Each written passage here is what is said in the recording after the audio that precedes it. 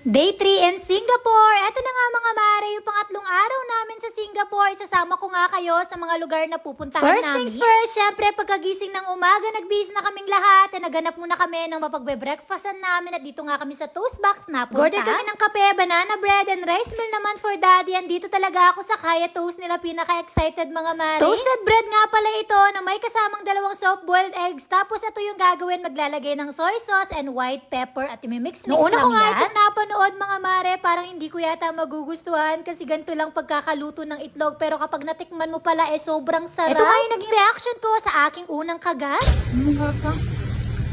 Mukha lang pala siyang balansa kapag pinapanood mo lang mga mare, pero kapag tinikman mo na, napakasarap ng combination ng flavors. Sikat nga din dito yung mga coffee nila. Meron silang coffee O, and coffee C. Tinanong ko nga dyan kung anong kape yung may gatas at yun nga yung kinuha ko. Kahit sinasabi nilang black coffee nga daw yung pangterno dito, pero hindi kasi ako mahilig sa black coffee kaya pinili ko talaga yung may gatas. After ng breakfast namin, naglakad lang kami papunta dito nga sa isang tourist spot na pinupuntahan ng karamihan din. Temple nga pala ito mga mare, hindi ko na ma-recall yung pangalan niya at hindi ko na rin ma-pronounce basta nagsisimula sa letter S. Indian temple nga pala ito mga mare. Hindi na rin kami pumasok kasi lahat ng pumapasok dito mga Indiano tapos nagtatanggal pa ng sapatos bago sila pumasok. At dahil hindi kami masyadong familiar sa culture nila mga mare, hindi na nga namin pinasok, baka magsyunga-syungaan pa kaming dalawa ni daddy. Another walking distance lang mga mare. Etong famous landmark sa Singapore, ang former house of Tanteng Naya. Ito na nga lang daw yung last surviving Chinese villa sa Little India na nabuo pa noong 1900s. O diba napakatagal. Isa nga rin pala ito sa mga sikat na pinupuntahan ng mga turista dito sa Singapore. Mainly for picture taking siya mga mare dahil hindi naman pwedeng pumasok sa loob. And si daddy bilang hindi naman masyadong fan sa culture ng mga pinupuntahan naming lugar mga mare, hindi nga siya natuwa dito sa aming pinuntahan. Para kasi siyang normal na bahay lang na sobrang makulay. Pero kami na-enjoy naman namin dalawa ni Aizen, pasayaw-sayaw pa nga kaming dalawa. And mula nga dun sa bahay na yon, malapit lang yung Little India Station. Kaya naman dito na lang din kami sumakay ng tren papunta nga sa aming susunod na destinasyon. Pagbaba namin ng train station, nagpabili nga ng gummy candies itong si Aizen at tuwang-tuwa naman siya dahil napakarami nga ng mga candies na iyo. Itong araw na ito mga mare, hindi masyadong planado yung itinerary namin. Kaya naman itong sinunod namin pinuntahan na-search lang namin sa Google. Ito yung Singapore Museum at sa mga oras na yan, tapos na kaming lumibo dun sa mismong museum nila. Ang kaso wala akong video mga mare, pasensya na dahil bawal mag-video. Etong Glass Rotunda, medyo hindi kami familiar dito pero dahil kasama na siya dun sa binayaran namin ticket, kaya naman pinasukan na rin namin, sayang naman. Para siyang lugar na punong-puno ng projector mga mare, and ganito nga yung makikita mo, bali story of forest nga si pala Aizen nga pala yung nag-enjoy dito kasi naa-amaze siya sa mga animals na nakikita namin sa dinadaanan. Ayun lang naman yon mga mare, and sa pinakadulo ng dinadaanan namin, meron ngang parang dome dito kung saan nakapalibot nga itong mga projector ng mga alaman at mga animals. Dito nga kami napastay ng matagal mga mare kasi yung sounds niya and then yung mga projections dito nakaka-relax. Napansin nga namin na maraming nakahigang mga turista dito kaya nakigaya-gaya kami, and then ayun pala, masarap pala humiga dito. Talaga namang parang wala kang maiisip na problema. After namin sa museum, napag-alaman din namin na malapit lang pala dito yung isa sa mga sikat na picture spots Singapore. Eto nga ang Fort Canning. And grabe, ganito nga kahaba yung pila para lang magpa-picture. Ang sabi ko kay daddy, ayokong pumila ng ganyang kahaba. Pagkainit-init pa naman, talaga namang hindi ko matitiis. Ayun siya mga mare, tunnel talaga siya. Pero kapag sa picture mga mare, napakaganda. Naganap na rin kami ng makakainan dyan, pero dumaan muna kami dito sa May The Arcade para nga magpapalit ng aming mga pera. Mga pera para naman talagang napakarami. Anyway, dito na nga rin pala kami nakahanap ng aming makakainan. Etong si daddy, pork yung nabili niya, tapos sa akin naman Korean food na beef bulgogi. Para naman sa inumin, pinag-order ko lang si daddy ng coconut smoothie, tapos strawberry smoothie naman yung sa akin. Nabudol nga rin pala ako nitong fruit cup nila, kaya bumili lang ako ng isa para tikman namin ni daddy and share na lang kami. Naku mga mare, unang kagat, maninigas talaga yung pang-amo, sobrang pait. Una ko ba namang nakain mga mare